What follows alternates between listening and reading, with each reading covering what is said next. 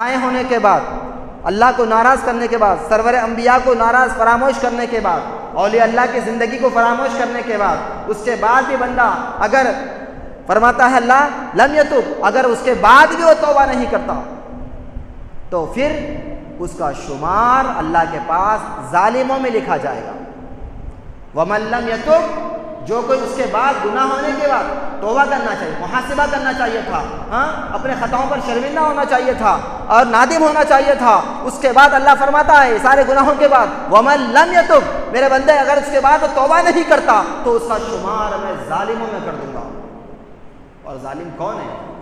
وَاللَّهُ لَا يَهْدِي الْقَوْمَ الظَّالِمِينَ، ظالم وہ ہے جسے اللہ کبھی ہدایت نہیں دیتا، ظالم وہ ہے جسے اللہ کبھی ہدایت نہیں دیتا، راہ راست نہیں دیتا، کیونکہ ہم سارے گناہ کر رہے ہیں لیکن محاسبہ نہیں کر رہے ہیں، سارے خطائیں کر رہے ہیں محاسبہ نہیں کر رہے ہیں، ہم اپنے آپ سوچ ہماری مفاد پرستی والی ہو چکی ہے۔ ہمیں تو چاہیے تھا کہ مذہب اسلام کے لیے سوچیں، ہمیں تو چاہیے تھا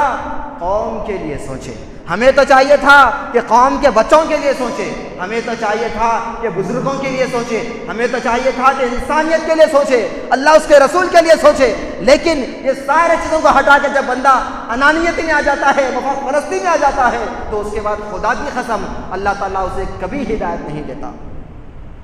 میرے بھائی غور کرنے والی بات ہے، بہت بہترین بات ہے۔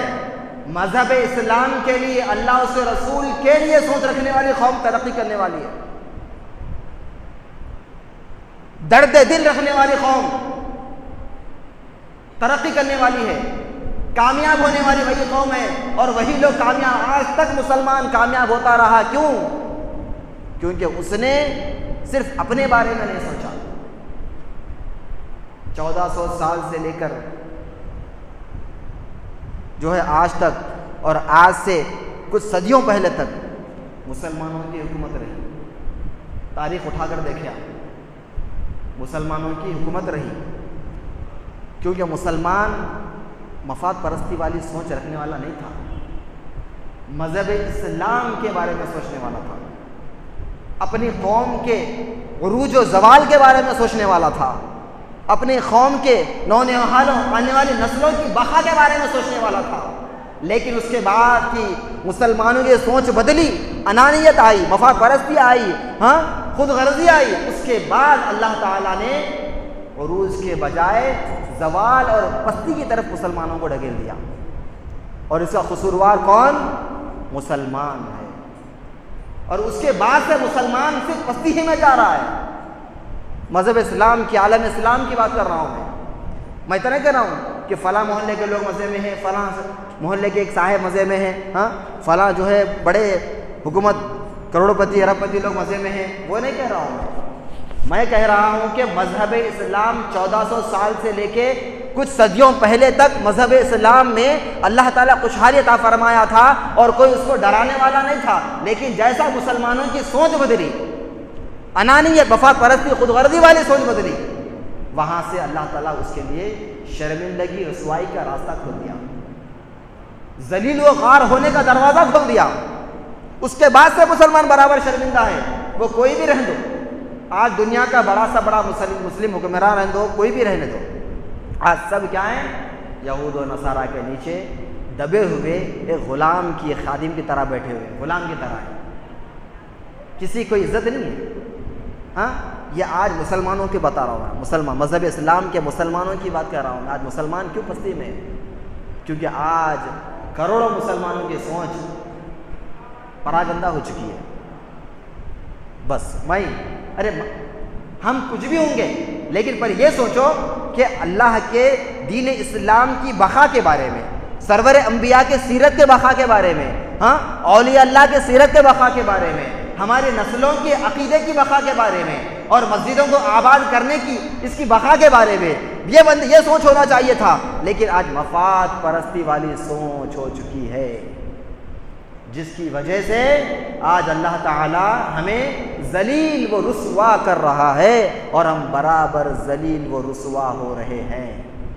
اور ہم دعا کرتے ہیں اللہ سے کہ میرے مولا ہماری سوچ کو بدل دے، ہماری معصوم قوم کے لوگوں کے سوچ کو بدل دے میرے مولا، مذہب اسلام کے لیے، تیری مسجدوں کی بقا کے لیے، سرور انبیاء کے سیرت کی بقا کے لیے، اولیاء اللہ کی اسلاف کی سیرت کی بقا کے لیے میرے مولا ہمیں اور ہمارے اسلاف کو اور ہمارے جو آنے والی نسلیں ہیں وہ نسلوں میں ہمارے اسلاف کی زندگیوں کو منتقل فرما، اور یہ چیز منتقل فرمانے کی جو کوشش ہے میرے مولا یہ کوشش کرنے کی ہمیں توفیق نصیب فرما۔ یہ مبارک مہینہ ہے جس میں اللہ تعالیٰ قرآن کریم میں فرما رہا ہے کہ وَلَا تَلْمِزُوا أَنفُسَكُمْ وَلَا تَنَابَزُوا بِالْأَلْقَابِ، نہیں کہنا چاہیے، اور مسجدوں کے اندر جب بندہ آ جاتا ہے تو یہ مبارک جو مسجدیں ہیں پاکیزہ جگہ ہے عبادت کے لیے، اس کو اللہ تعالیٰ نے جب ہمارے لیے چنا ہے، خاص کر دیا ہے عبادت کے لیے، تو پھر اسی کے ساتھ ساتھ جب رمضان کا مہینہ بھی اللہ نے ہمیں دیا، تو مبارک مہینے میں جب بندہ اللہ کی بارگاہ کی طرف آتا ہے، عبادت کے لیے آتا ہے، تو جس کو حضرت انس رضی اللہ عنہ فرماتے ہیں کہ جو بندہ دینی محفل کی طرف جاتا ہے، اللہ کے مسجدوں کی طرف جاتا ہے، تو ایک قدم کے بدلے اللہ تعالیٰ 1 سال کا ثواب عطا فرماتا ہے۔ ایک قدم کے بدلے 1 سال کا ثواب اللہ دے رہا ہے بندے کے لیے۔ کیوں؟ کیونکہ یہ مبارک مہینہ ہے جس میں اللہ تعالیٰ بندے کو جب امت مصطفیٰ کو نالین پاک کے صدقے میں مبارک مہینہ دیا، تو بندہ ایک ایک نیکی کو جوڑنے کی کوشش کرے، ایک ایک نیکی کو جمع کرنے کی کوشش کرے، لیکن جب قیامت کا دن ہوگا، نفسا نفسی کا عالم ہوگا، اس کے بعد جب ہم ثواب کے لیے جائیں گے تو اس کے بعد اولاد اپنے ماں باپ سے بھاگے گی، ماں باپ اولاد سے بھاگیں گے، باپ بیٹے سے بھاگے گا، ماں بیٹی سے بھاگے گی، کوئی ایک نیکی دینے والا نہ ہوگا۔ روز قیامت میں بڑا ہی تنگ دستی کا عالم ہوگا اور شرمندگی والا ماحول ہوگا، تو اس دن کوئی کسی کا پرسان حال نہیں ہوگا۔ لہذا یہ دنیا ہے، اسی میں اللہ فرماتا ہے کہ میرے بندے جب تجھے میری عبادت کی طرف، میری عبادت گاہوں کی طرف، میری عبادت والی محفلوں کی طرف، بہترین جو ہے میری یا ذکر و اذکار کی محفلوں کی طرف اگر کوئی تجھے بلاتا ہے اور تو آتا ہے، تو 1 قدم کے بدلے 1 سال کا ثواب اللہ تعالیٰ فرما رہا ہے۔ 1 سال کا ثواب اب یہ گننا ہے ہمیں، روز قیامت میں ایک نیکی بھی نہیں مل سکتی۔ جب بندہ گزر جاتا ہے اور اس کی سانس ختم ہو جاتی ہے اور اس کے رزق میں جو قسمت پہ لکھا ہوا ہے وہ ساری چیزیں تقدیر الہی سے ختم ہو جاتی ہے، جب وہ چلا جاتا ہے تو اس کے بعد صرف ثواب کا ایک ہی ذریعہ ہوتا ہے، وہ ثواب جاریہ۔ ثواب جاریہ سے ہی اس کو اب اجر مل سکتا ہے۔ وہ بھی ثواب جاریہ کب ہوگا؟ کہ جب وہ دنیا سے جانے سے پہلے کچھ اپنی آخرت کا بنا کر گیا، خود آخرت کی تیاری رہتی سانس میں، رہتی دنیا میں کر کے چلا گیا۔ جب ثواب جاریہ کی بات آئی تو یہ بھی غور کرنا چاہیے کہ ہماری زندگی کا کوئی بھروسہ نہیں ہے، پھر یہ